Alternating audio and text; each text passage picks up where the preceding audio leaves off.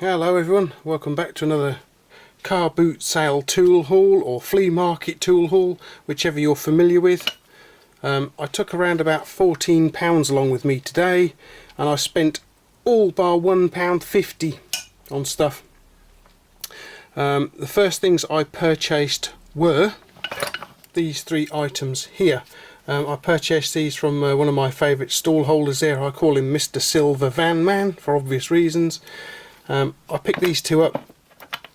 I don't know what this thing's for. I really don't. It's got I think it's got Linco, made in England, and 7/16 Whitworth on it. So what that was used for, really don't know. Maybe some of you guys could tell me. And this little set of contact spanners and a little screwdriver in here. You can actually take this apart by removing it just here. A little feeler gauge in there, so it's obviously designed for a specific purpose. I'd say probably doing contacts somewhere years ago. Linco, that's it.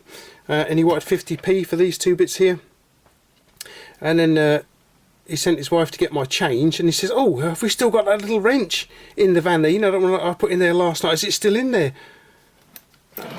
And he brought out this little fella here, and I paid £1 for this. This thing is all kinds of interesting. I've got something very similar to I bought the other week, but not quite as good as this one. This one is a girder miner, model number 90, I believe. I'll put a picture up just here for you guys.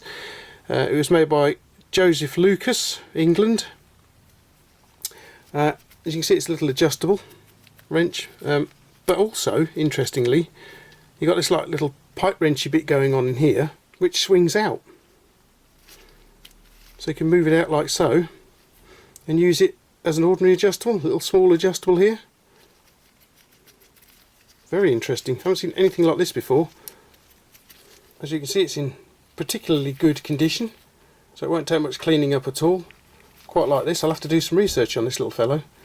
So yeah, £1 for that, not bad at all. He did ask me if I'd be interested in anything else similar he finds. So I guess he'll be keeping stuff by for me, which is quite good, especially if it's like this. I found these in a box. Guy wanted £1 for them. I looked at them, I thought, what on earth do you suppose these are then? The guy did actually seem to think that they were some vintage hair curling tongs, which is quite probable, because this part here is round and this bit's hollowed out in here, and they fit in thusly.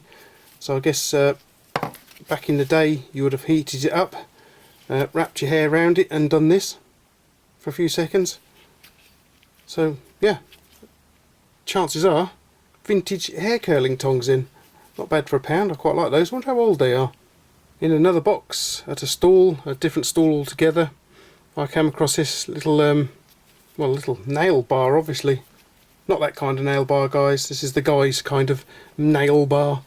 You've got a nail extractor just here, pry bar just there. We've also got another one of these pry bars that you can bang in. This one cost me 50p. I have a contemporary version of said here, this Trojan that I purchased, I think it was last year or earlier this year, sometime or another, from one of the local DIY stores. If we take a look at the end of this little fellow, you can see somebody's been giving it some right welly. It's nice and twisted, so that'll need straightening out and de-rusting. Moving along to another stall, I've got this interesting safety carabiner thing here. You have to unscrew it to break it, to get into it. Screw it up to secure it to make sure it's absolutely safe, so you're not going to fall out. And it comes with a length of rope on the end of it. So what this was used for, I don't know. Possibly some sort of like you know, safety harness, possibly on a safety harness maybe. Interestingly enough, as soon as I saw it, I remembered when I was back at school in the 70s in the metalwork shop, I made something very similar to this, which has got lost over the years. I don't know where it's gone to, but you had to unscrew this bit here, just like you see here, to get into it. So what happened to that all those decades ago, I have no idea. So this one's kind of you know, nostalgic for me. Couple of quid on this. At yet another stall, I managed to acquire this nice little record anvil, a jeweller's anvil. Got some details on the side here. Sheffield, England. What looks like a mobile phone number. Whether it is or not, I don't know. I don't think it is actually. It's probably the model number or something, but I don't think this little fella's ever been used. The guy wanted £4 for it. I offered him 3, but he wouldn't take it, so I thought, yeah, I'll have it for 4 then, in case somebody else has it away. Quite a nice little thing, I like that. So I'll probably be into the blacksmithing soon then, guys. You may remember this 8-inch pipe wrench from a couple of weeks ago. Well, today I set out with the intention of purchasing a 6-inch version of something like this here, but everything I found was 8 inches just like this one, so I couldn't get one. But what I did come back with was this monster.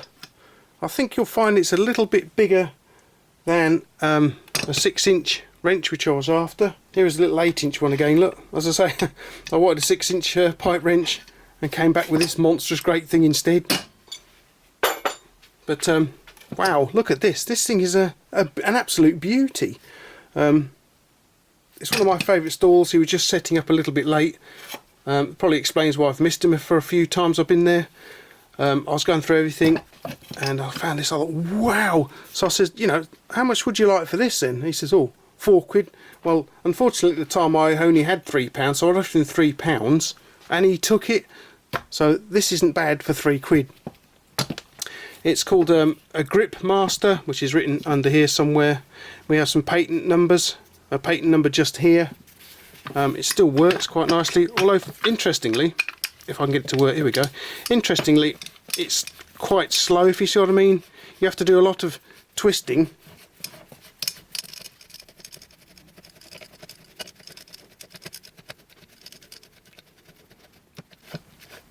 God, flipping heck. Ugh.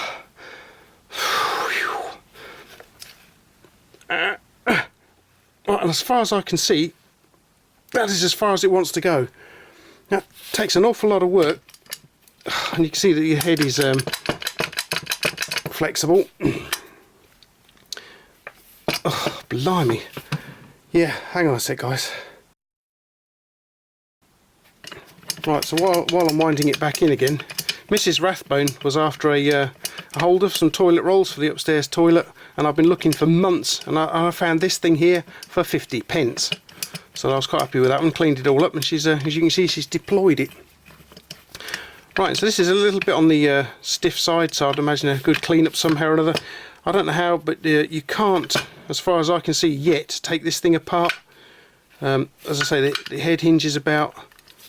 It is an absolute monster. It's very nice indeed, and I do like it a lot. What do you guys think? Have you got any idea what it's used for, apart from massive pipes? It's a right beastie. This is really, really heavy too. This thing has got nothing to do with the car boot sale at all. They were selling this off at work, and I put in a bid and got it for 50p. It still works. Quite a nice little angle poised lamp, so I can use that extra lighting for my filming if I need it. Once again, nothing to do with the boot sale, but I found this little torque spit in the street whilst I was wandering home from downtown yesterday, and I thought, oh, what's that? And I picked it up. I thought, oh, that might make an interesting little project. Can you imagine that? Torque spit restoration. Alrighty then, guys, more interesting stuff from the flea market or car boot sale, whichever way you like to look at it. I've got some interesting stuff here. I've no idea what this thing was used for, so if anybody out there knows what it was used for, please let me know. Quite interesting. Got some hair curling tongs for Mrs Rathbone. Hopefully she'll be using them shortly. My two favourites today are this monstrous great big thing here. Fantastic bit of kit. And I especially like this here. Thank you very much to Mr Vanman for keeping it by for me. Basically you can, I don't know if I showed you this actually, but let's have a look at it again. It's a small adjustable, as you can see, and you can swing the little jaw down out of the way to become a normal adjustable. So I suppose you could use it on small pipes as well. Very interesting little find then. So thank you very much to Mr Silvervanman for putting that aside for me. Okay then, so today's little tool haul, very interesting indeed. My favourite, another one of my favourites, these two fellas here. That's very interesting, that one. Monstrous great thing. I say I was after a 6-inch pipe wrench, but came back with this thing here. Never mind, it's all good, I like it. You'll have to let us know, guys, which is your favourite of this lot here. Quite like the little anvil. But yeah, if you know what this was used for, please let me know. Thanks for popping over. Thanks for taking a look at these little fellows with me.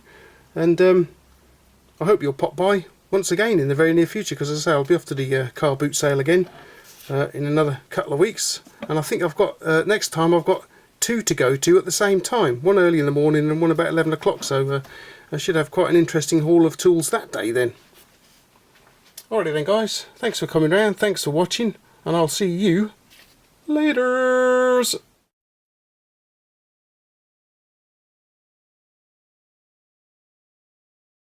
Ruff, ruff.